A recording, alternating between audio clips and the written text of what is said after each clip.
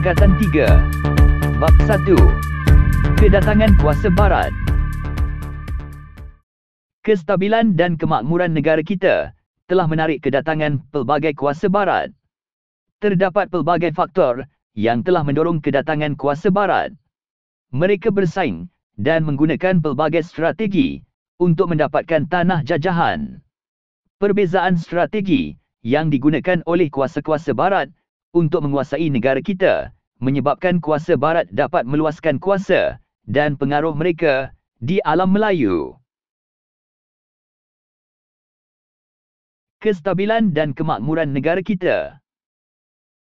Pengenalan. Negara kita telah mempunyai sistem pemerintahan dan pentadbiran yang stabil. Kestabilan sistem pemerintahan dan pentadbiran ini merupakan hasil kebijaksanaan pemerintah.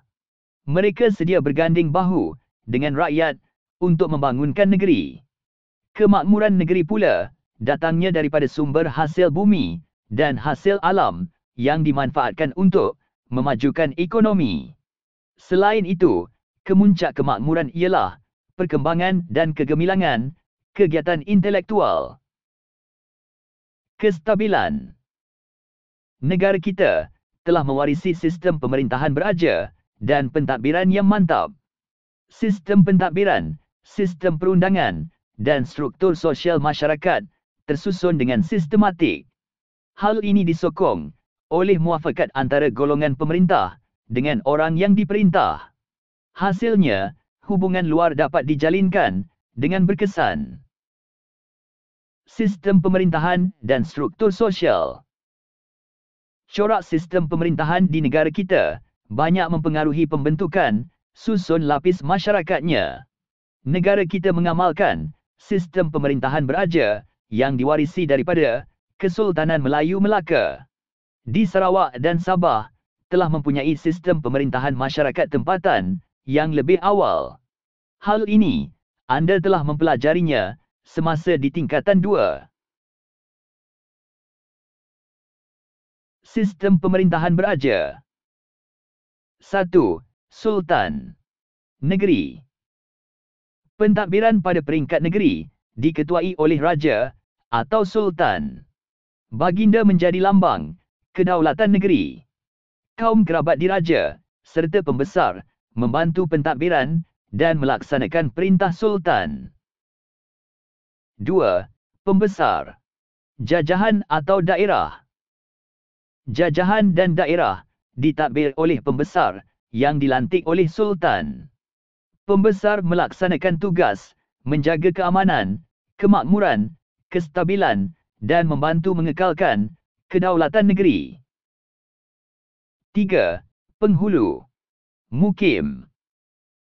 Kampung ialah unit paling kecil dalam sistem pemerintahan masyarakat Melayu. Ketua kampung ialah penghulu atau penggawa. Ketua kampung menyampaikan arahan daripada raja atau pembesar kepada orang kampung. Hierarki pemerintahan di Negeri Sembilan. 1. Anak buah dan ibu soko.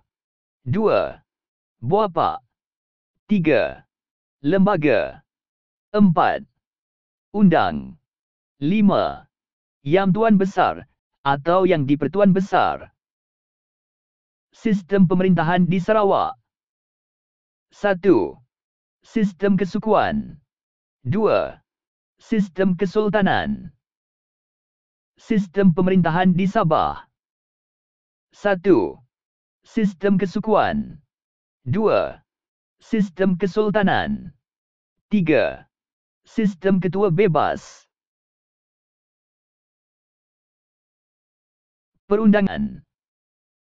Negara kita telah mempunyai sistem perundangannya sendiri. Terdapat dua jenis undang-undang, iaitu undang-undang tidak bertulis dan undang-undang bertulis. Undang-undang tidak bertulis ini dikenali sebagai adat. Contohnya, adat perpatih. Contoh undang-undang bertulis pula ialah Hukum Kanun Melaka, Hukum Kanun Pahang dan Undang-Undang 99 Perak. Di Sarawak dan Sabah, peraturan hidup dan undang-undang berdasarkan hukum adat yang diamalkan secara tradisi serta turun-temurun melalui kepercayaan suku masing-masing. Hubungan luar. Kestabilan negara kita dapat dilihat melalui hubungan dengan negara luar dalam bentuk ekonomi, politik dan sosial. Pemerintah di negara kita berjaya memanfaatkan hubungan dengan pedagang British dan Belanda untuk kepentingan negeri masing-masing. Kebijaksanaan pemerintah tempatan menjalinkan hubungan diplomatik dan perdagangan menyebabkan mereka dapat meluaskan pengaruh, melindungi daripada ancaman musuh, memajukan ekonomi negeri dan menstabilkan sistem pemerintahan. Kemakmuran. Negara kita terkenal di persada antarabangsa kerana memiliki kekayaan hasil bumi dan sumber alam daripada hasil galian, kesuburan tanah, sumber makanan, kelautan, flora dan fauna. Kemunculan pelabuhan perdagangan yang strategik membolehkan sumber hasil bumi dan sumber alam kita diperdagangkan ke seluruh dunia. Kemuncak kemakmuran negara kita ialah perkembangan kegiatan keintelektualan dan persuratan. Hasil bumi dan hasil alam.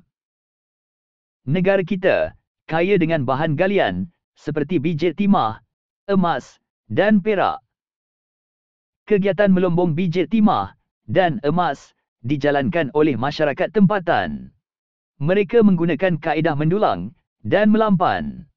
Mendulang dilakukan di kawasan sungai kerana biji timah banyak didapati di lembah sungai. Negara kita juga dikenali sebagai pusat pengeluaran sumber hasil hutan seperti rempah ratus, damar dan rotan.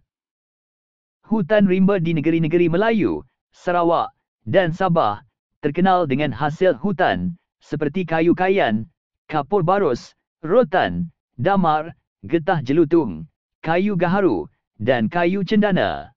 Hasil hutan dijual kepada pedagang Cina, Jepun, Siam dan India. Negara kita juga kaya dengan hasil laut seperti sirip ikan hiu, timun laut, rumpai laut dan mutiara. Memanfaatkan hasil alam.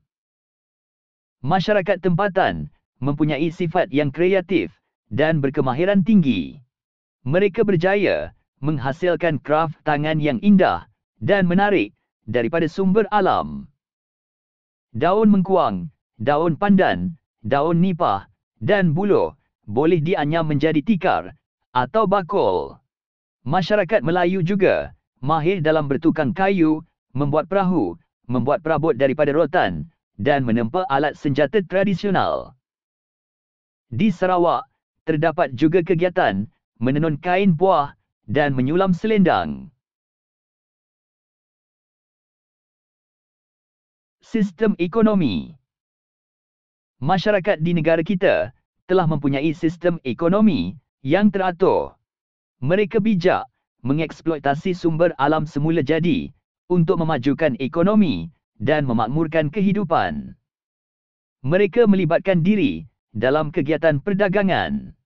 Setiap negeri mempunyai kemudahan pelabuhan, mata wang, sistem percukaian dan sistem timbangan dan ukuran yang praktikal. 1. Perdagangan dan pelabuhan. Negeri-negeri Melayu telah menjalankan kegiatan perdagangan kerana mempunyai pelabuhan yang terletak di muara sungai yang strategik. Pelabuhan Johor, Kedah, Klang dan Melaka menjadi pusat mengumpul barangan dari timur dan barat. Shah Bandar dilantik bagi mengurus pelabuhan. 2. Timbang, sukat dan ukur. Masyarakat Melayu menggunakan sukatan seperti kepul, leng, kal, cupak dan gantang. 1 leng sama dengan 2 kepul. 1 kal sama dengan 2 leng. 1 cupak sama dengan 4 kal. 1 gantang sama dengan 4 cupak. Kemudian, orang Melayu mengambil sistem timbangan dari pedagang Cina yang memakai sistem kati, tahil, dan pikul yang digabungkan dengan sukatan pikul, orang Melayu. 16 tahil sama dengan 1 kati. 100 kati sama dengan 1 pikul.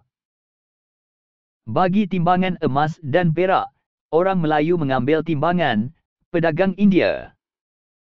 12 saga sama dengan 1 mayam. 16 mayam sama dengan 1 bungkal. 12 bungkal sama dengan 1 kati. Apabila pengaruh British sampai ke alam Melayu, muncul sukatan baharu seperti ounce, pound, tan, dan gelin. 3. Mata wang. Pada mulanya, pedagang menggunakan sistem barter atau tukar barang dalam urusan perdagangan.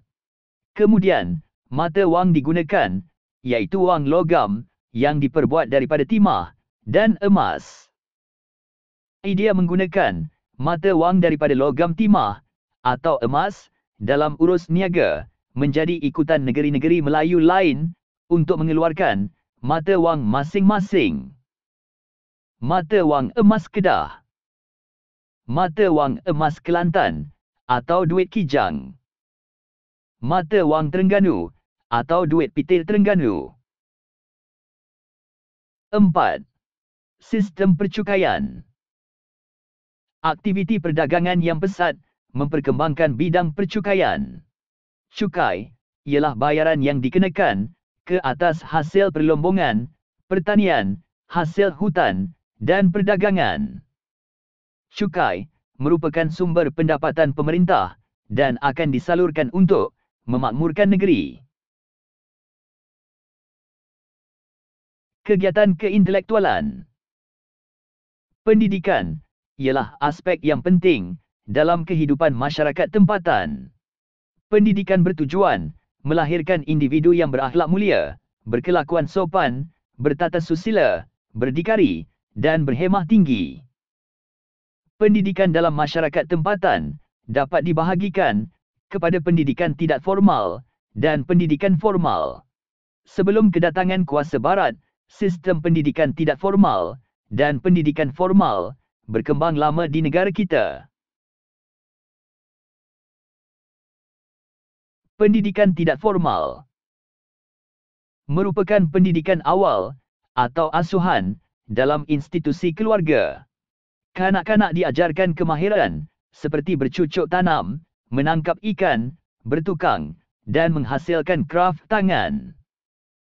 Mereka juga diajarkan ilmu agama, berpekerti mulia, cara berkawan, dan menjaga maruah. Pendidikan tidak formal diberikan melalui pantun, syair, peribahasa, pepatah, pantang larang, cerita berbentuk teladan, dan pengajaran. Antara cerita rakyat yang diajarkan termasuklah Si Tanggang Anak Derhaka yang mendidik anak tidak menderhaka kepada ibu bapa. Cerita Anjing dengan Bayang-Bayang pula memberikan nasihat kepada seseorang supaya tidak bersikap tamak. Pendidikan tidak formal disampaikan melalui pantun, syair, peribahasa, pepatah, pantang larang, dan cerita berbentuk teladan. Contoh pantun. Burung pipit, burung kedidi. Hinggap di pokok, di tepi sawah. Jika hidup, tidak berbudi. Ibarat pokok, tidak berbuah. Penduduk Bumiputera di Sarawak dan Sabah menerima pendidikan tidak formal dan pendidikan formal. Matlamatnya membolehkan mereka berdikari apabila dewasa kelak. Di Sarawak, pendidikan tidak formal diperoleh melalui cerita lisan yang berkaitan dengan amalan dan kepercayaan turun-temurun sesuatu etnik. Misalnya, cara berburu dan meramu hasil hutan. Di Sabah, pendidikan tidak formal dipelajari oleh kanak-kanak melalui keluarga atau masyarakat di tempat mereka tinggal. Mereka diajar kemahiran seperti bersawah, berternak, bertukang, berburu, memanjat, memancing, dan menyumpit. Pendidikan formal. Pendidikan formal masyarakat Melayu adalah bercorak Islam dan menekankan ilmu keagamaan. Pendidikan formal dilaksanakan di masjid, surau, pondok, madrasah, dan istana. Istana. Hal pentadbiran negara. Sistem politik. Masjid dan surau. Pengajiannya merangkumi cara bacaan dalam solat dan tajwid serta mempelajari hadis, fiqh dan usuluddin. Pendidikan pondok. Mata pelajaran yang diajar ialah Al-Quran, ilmu hadis dan bahasa Arab. Madrasah. Mempunyai sukatan pelajaran. Dilaksanakan secara kelas. Mempunyai tahap permulaan, pertengahan dan pengkhususan. Diawasi oleh mudir, iaitu guru besar. Diselia oleh Jawatan Kuasa Kewangan. Di Sarawak, pendidikan formal dijalankan di masjid dan sekolah agama. Kumpulan etnik beragama Islam mempelajari pendidikan agama Islam seperti membaca Al-Quran dan menulis tulisan Jawi. Selain itu, mereka mempelajari cara melaksanakan ibadat. Mereka diajar oleh guru Al-Quran, imam dan lebay. Di Sabah, pendidikan secara formal amat terhad. Etnik yang beragama Islam belajar membaca Al-Quran dan belajar menulis tulisan Jawi di surau, pondok dan rumah guru agama. Bahasa Melayu dan tulisan Jawi berkembang dengan pesat.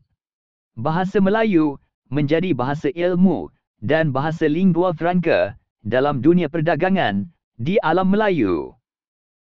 Selain itu, bahasa Melayu membuktikan kemampuan menyampaikan ilmu agama dan ilmu pengetahuan yang tinggi. Penulisan karya kesusastraan juga berkembang. Hal ini membuktikan orang tempatan mempunyai ramai cendekiawan yang menghasilkan kitab dan karya kesusastraan yang bermutu tinggi. Antaranya termasuklah Tuhfat Al-Nafis, Gurindam 12, Misa Melayu, dan Hikayat Datuk Merpati Jepang. Sebagai rakyat Malaysia, kita harus berbangga dengan kestabilan dan kemakmuran tanah air yang diwarisi daripada generasi yang terdahulu. Kita harus berusaha dengan bersungguh-sungguh untuk membangunkan negara kita. Kita haruslah bertanggungjawab mempertahankan identiti bangsa kita.